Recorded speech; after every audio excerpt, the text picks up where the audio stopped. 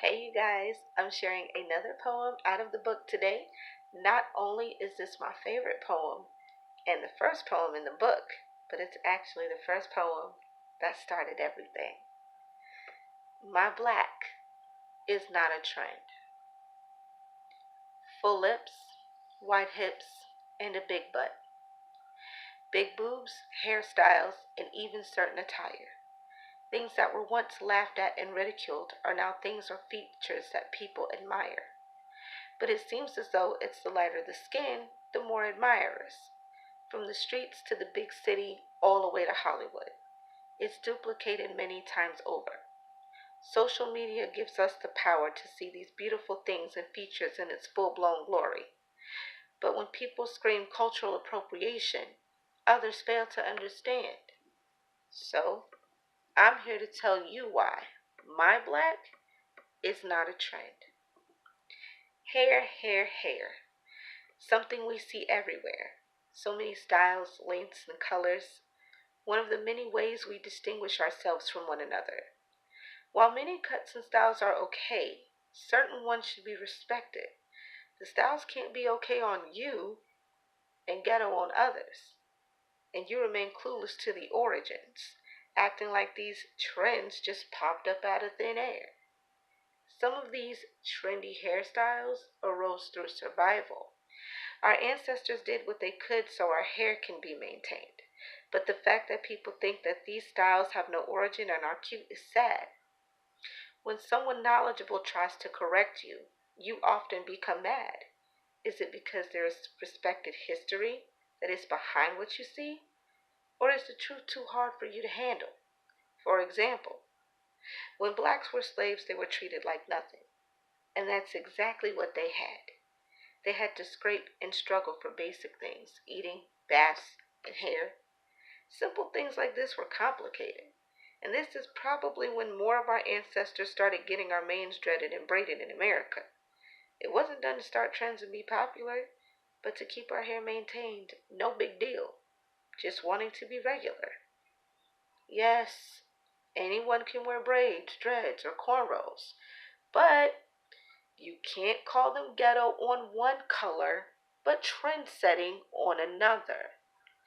These styles can look good on anyone, but don't chastise those who know the history, because you've been brainwashed to believe you don't have one. I told you once, I will tell you again.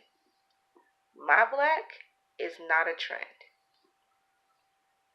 Those colorful caps and scarves we wear have been deemed trends as well. But just like dreadlocks and braids, there's a reason why we do it. I told you twice.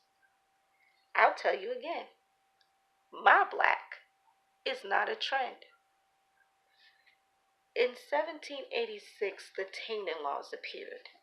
This law became about to protect their white women, no doubt.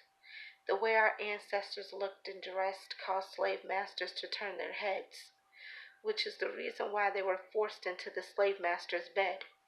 Our ancestors' physical beauty became a distraction, to the point where some white women were being mistaken for light-skinned black women. Governor Don Esteban Miro decided to take action.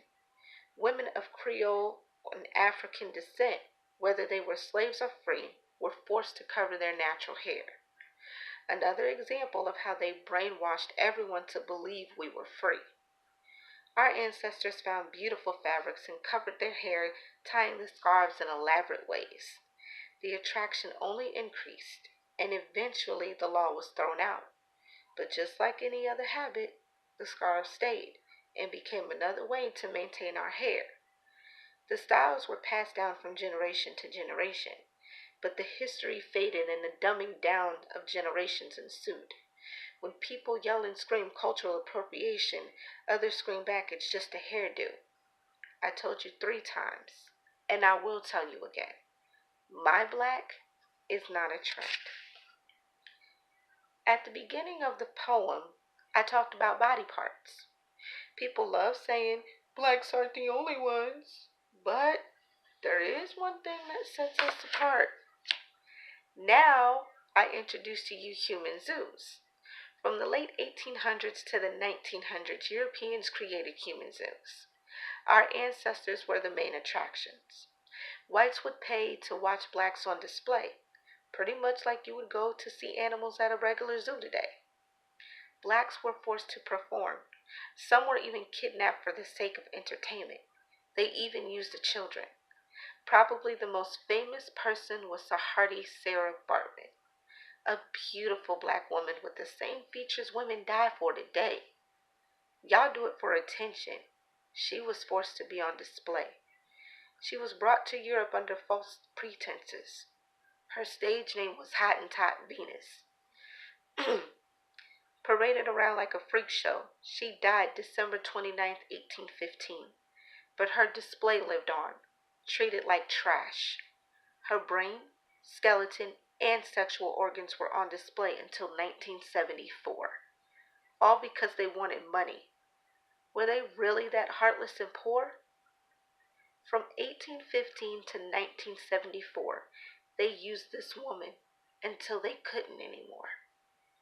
Her curves and huge assets were used to put on a show and feed the ignorant masses. The same things we black women were ridiculed for, white women are praised for. History doesn't lie. It's a truth that most can't swallow. Our ancestors did what they could to survive, even if that meant not caring who was dissatisfied. Stories about human zoos and Miss Bartman are horrific and sad. Why is it that when someone tries to educate, y'all get mad? I said it before, and will say it again. My black is not a trend.